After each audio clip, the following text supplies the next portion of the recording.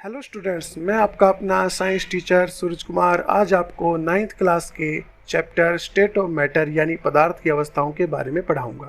तो आइए शुरू करते हैं। एक गिलास में एक बर्फ का टुकड़ा डालते हैं। जैसा कि आप जानते हैं कि बर्फ जल की ही ठोस अवस्था को कहते हैं। फिर हम जैसे ही तापमान यानी टेम्परेचर को बढ़ाते हैं तो बर्फ 0 डिग्री सेल्सियस पर ही पिघलना शुरू हो जाती है। इस प्रक्रिया को हम गलना या मेल्टिंग कहते हैं और इस टेम्परेचर को यानी 0 डिग्री को हम मेल्टिंग पॉइंट या गलनांक कहते हैं। भाषा में समझे तो बर्फ का पानी में बदलना ही मेल्टिंग या गलना कहलाता है। अब हम टेम्परेचर को और बढ़ाते हैं और जैसे ही तापमान 100 डिग्री सेल्सियस पर पहुंचता है, पानी भाप यानी वाष्प में बदलना शुरू कर देता है। इसे हम वाष्पीकरण या इवेपोरेशन प्रोसेस कहते हैं और इस तापमान यानी 0 डिग्री सेल्सियस तापमान को ही हम बॉइलिंग पॉइंट या क्वथनांक कहते हैं। तो पानी का भाप में बदलना बॉइलिंग या क्वथनांक कहलाता है।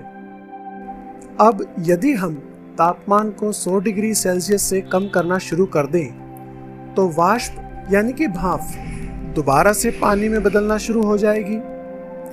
इस प्रक्रिया प्रोसेस को हम सघनन या कंडेंसेशन कहते हैं। जब तापमान 0 डिग्री सेल्सियस पर पहुंच जाएगा तो पानी दोबारा से बर्फ में बदलना शुरू हो जाता है। तो इस प्रोसेस को हम फ्रीजिंग या जमना कहेंगे। इस समय 0 डिग्री सेल्सियस तापमान को फ्रीजिंग पॉइंट कहते हैं। तो आइए हम इस पूरी प्रक्रिया को एक बार दोबारा से देखते हैं। जैसे ही तापमान को बढ़ाया जाता है तो बर्फ पानी में बदलना शुरू कर देती है, जिसे गलना तथा मेल्टिंग कहते हैं।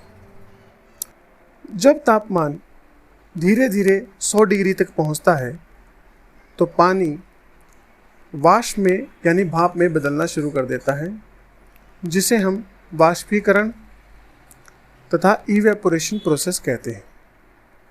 जब तापमान को कम किया जाता है तो वाष्प दोबारा से जल में बदलना शुरू कर देती है, जिसे सघनन तथा कंडेंसेशन कहते हैं। फिर तापमान जब 0 डिग्री तक कम किया जाता है तो जल वापस दोबारा बर्फ में बदल जाता है, जिसे फ्रीजिंग कहते हैं।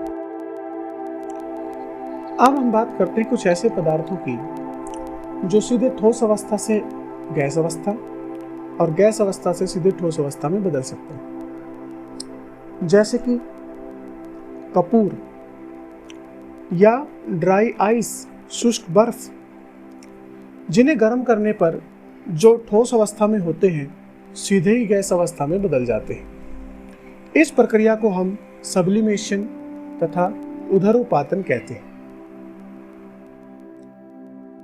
अब हम प्रकृति में होने वाली कुछ ऐसी घटनाओं को देखेंगे जहां पदार्थ की एक अवस्था दूसरी अवस्था में बदल रही है, जैसे पसीना आने पर ठंड का महसूस होना, चाय का ठंडा होना, कपड़ों का सूखना, समुद्र से नमक को निकालना।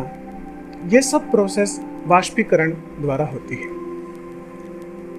बादल का बनना, बारिश का होना तथा बर्फ का गिरना, ये सब सघनन क्रिया का उदाहरण है। तो हमारे चारों तरफ प्रकृति में ऐसे बहुत सारे उदाहरण हैं जिनमें हम पदार्थ की एक अवस्था को दूसरी अवस्था में बदलते हुए देखते हैं। उम्मीद है आपको ये वीडियो पसंद आई होगी, तो इसे लाइक एंड सब्सक्राइब करें। Thank you.